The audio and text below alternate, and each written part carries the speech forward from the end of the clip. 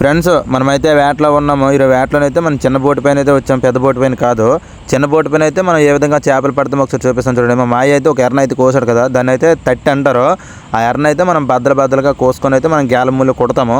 మనమైతే బుడిద కట్టిన తాడైతే వేయట్లేదు, తేలి తాడు వేస్తున్నాము. సముద్రంలో సగ భాగంలో ఉన్నట్టుగా తాడైతే ఒక 40 బార్ల 50 బార్ల పైగా ఉగ్గేసి తాడు అప్పుడు మనం బుడిద కడతాము. నూనెట్లో ఉంటుంది తాడైతే. ఇప్పుడు మాయ అయితే ఏ విధంగా వేస్తున్నాడు చూడండి, ఏం చేప పడుతుందో చూద్దాం. ఇంక మ్యాక్సిమం మనం ఇదే ఫస్ట్, ఇంకా చేపలు అయితే పట్టలేదు. ఫస్ట్ అయితే తోడెత్తున్నాం, ఏం చేప పడుతుందో చూద్దాం. మరి ఈ వీడియో అయితే లాస్ట్ దాకా చూడండి, సిలిండర్స్కి అయితే ఉంటుంది. మా మాయ అయితే బుడిది కూడా వేస్తాడు కదా, 50 బార్లు తాడైతే ఉగ్గుసాడు, అప్పుడు బుడిది వేస్తాడు. ఏం చేప పడుతుందో చూద్దాం. మరి చూసారు కదా, చేప అయితే లాగింది. ఆ చేపను అయితే ఏ విధంగా తీస్తున్నాడో, అదేం చేప మనకు కూడా తెలీదు. తేలితోడికైతే మ్యాక్సిమం కదురు చేపలు లాగొచ్చు, లేదంటే తేలాపార్లు అంటారు కదా, అవి లాగొచ్చు. సార్ ఏమన్నా లేదు.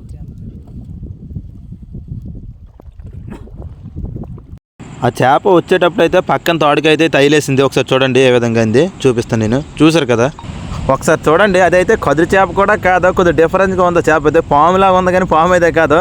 దాన్ని అయితే మనం సల్లీరి కదురు అంటాం. ఆ చేపను అయితే కొనరు మార్కెట్లో, అయితే అస్సలు రేటుకి అయితే వెళ్దు, కానీ వండుకోవడానికి అయితే బాగుంటుంది.